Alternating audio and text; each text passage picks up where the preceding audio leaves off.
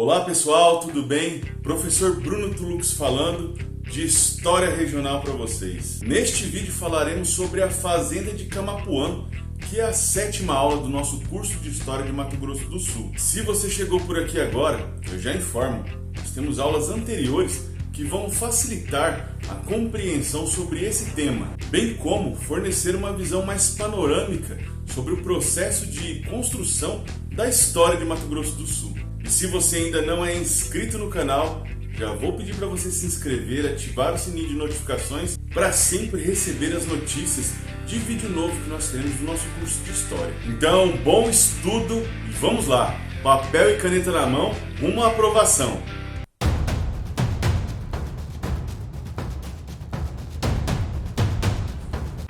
Após a descoberta do ouro em Cuiabá e da consolidação de um caminho flúvio terrestre, as monções que ligavam São Paulo, do porto de Araritaguaba, até as minas do Cuiabá, no coração da América do Sul, surge quase que no meio do caminho um importante ponto de abastecimento, de comércio, de reparo e de transposição da bacia do Paraná para a bacia do Paraguai, para que essa viagem se concretizasse e que pudesse ser feita.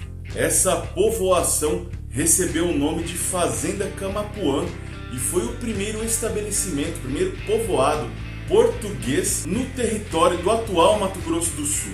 A fundação e abertura da Fazenda de Camapuã deve ser creditada aos irmãos paulistas João e Lourenço Leme no ano de 1725. Porém, após algumas denúncias de crimes cometidos pela dupla de irmãos, seus bens foram confiscados e em 1727 a Fazenda Camapuã foi concedida como sesmaria a mando do governador de São Paulo, Dom Rodrigo César de Menezes, ao português Luiz Rodrigues Vilares. Um ano antes, porém, do acontecido, em 1726, Dom Rodrigo César de Menezes já havia estado em Camapuã, permanecendo no povoado durante 3 semanas para abastecimento e reparo de sua monção, que o levou até Cuiabá numa frota composta por 308 canoas e mais de 3.000 pessoas.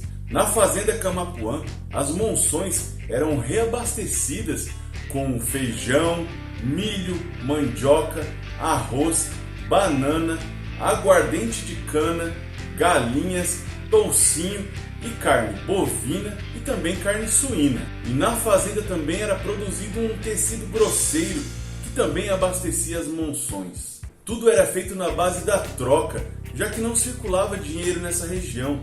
Além disso, este estabelecimento era onde as canoas eram reparadas, onde os viajantes descansavam, onde reabasteciam seus suprimentos. E a estrutura da fazenda contava com 2 sobrados cobertos de telhas, 2 senzalas, uma capela e um pátio central ou praça central que depois de um certo tempo passou a ser fortificada. A população geral da fazenda ao longo do tempo girava em torno de 300 pessoas, entre homens e mulheres livres e homens e mulheres escravizados. E outro dado interessante sobre a Fazenda Camapuã é que havia a fazenda privada, que era cuidada pelos próprios moradores, e a fazenda pública, que também era cuidada pelos moradores, porém ela produzia suprimentos que deveriam ser entregues às monções que iam fiscalizar o ouro em Cuiabá, que era um grande interesse da coroa, já que até 1748 a administração e a fiscalização da mineração era de total incumbência de São Paulo, sendo esse o motivo para existir a fazenda pública nesse período. A origem do nome Camapuã deve ser creditada ao idioma tupi, já que ele faz referência a 2 formações geológicas que são visíveis nessas paragens. São 2 morros que no vocabulário tupi querem dizer seios redondos. Mas sobre a geografia dessa região, o que nos importa de fato é que essa é uma localidade de pequena extensão, cerca de 15 quilômetros, que separa as bacias dos rios Paraná e Paraguai. E a travessia das monções era feita por terra nesses 15 quilômetros ou 2,5 léguas. A varação, que era o nome que se dá a essa ação de atravessar esse campo durava em média 13 dias para cada monção. Caso fosse uma monção pequena, poderia ser feita em até 10 dias. Caso fosse uma monção maior, cerca de 15 até 17 dias.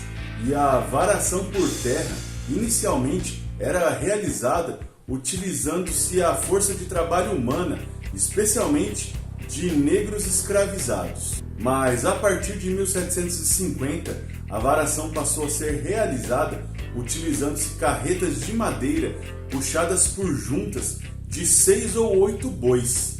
E a varação era feita a partir do desembarque no córrego Sanguessuga, que depois passou a se chamar desembarque justamente por sua funcionalidade, e era feita sempre à noite, por volta das 10 horas da noite, justamente para tentar evitar o ataque dos ferozes índios Kayapó ou Kayapó Meridional, cujo tema já foi trabalhado na aula 2 desse mesmo curso de História de Mato Grosso do Sul. E nesse momento de desembarque, tanto a tripulação quanto a carga eram distribuídos em prédios para que elas pudessem ser guardadas e evitar novamente qualquer assédio dos ferozes índios Kayapós. Essa nação indígena que habitava essa região promoveu consideráveis danos às monções, tanto no trajeto fluvial quanto no desembarque em Camapuã, dada a sua ferocidade natural, já que eles perambulavam por essa região utilizando porretes, dada a compreensão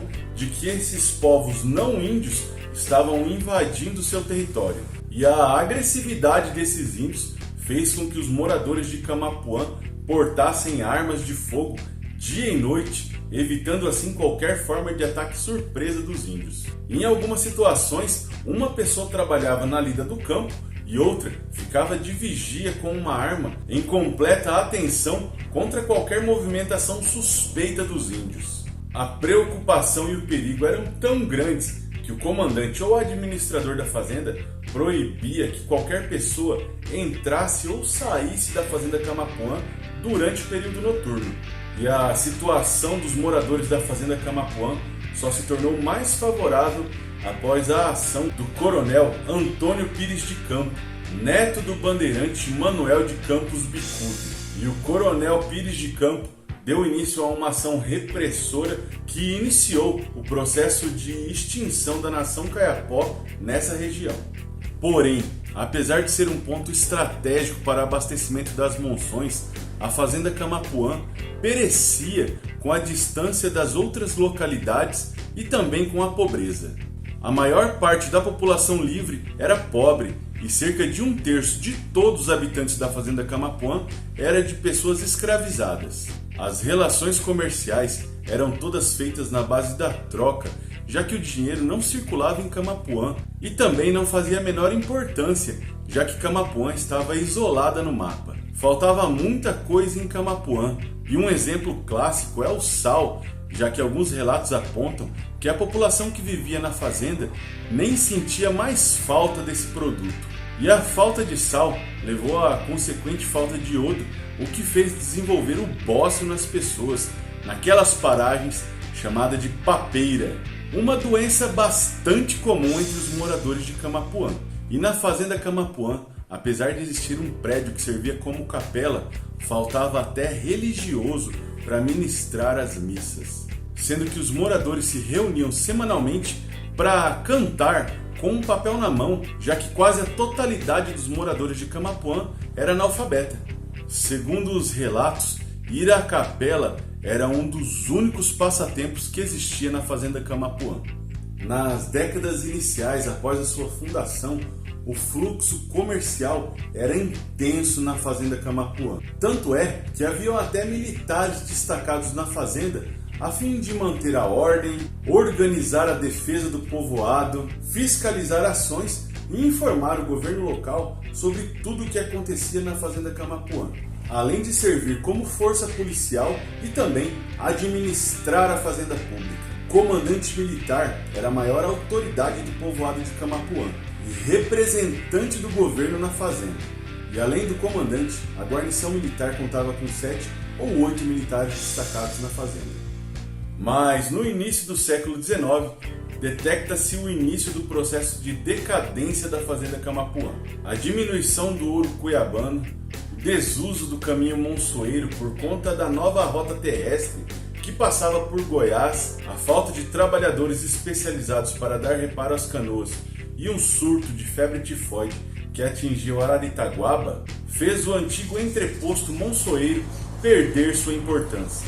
Relatos apontam que ao final do século XVIII, Camapuã já demonstrava uma sensível diminuição do fluxo comercial, mas a partir de 1854, o governo imperial passou a incentivar que as viagens feitas para essa região fossem realizadas pelo rio Ivinhema, mais ao sul da região, deixando de lado assim o antigo caminho monçoeiro.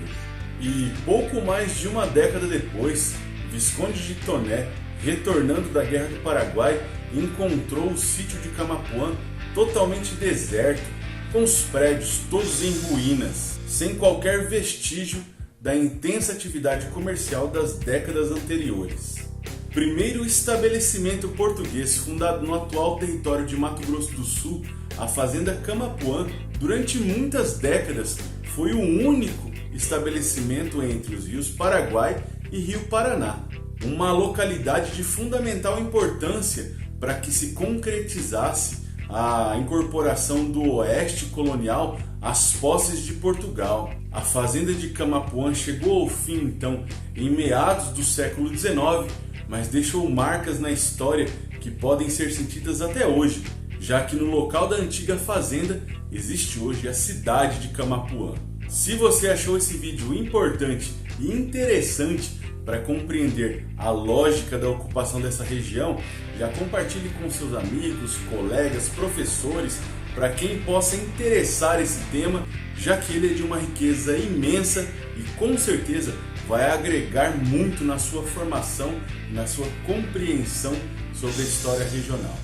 Eu vou ficando por aqui e aguardo você na nossa próxima aula do curso de História de Mato Grosso do Sul, que será sobre a Capitania de Mato Grosso. Beleza? Então muito obrigado e até lá!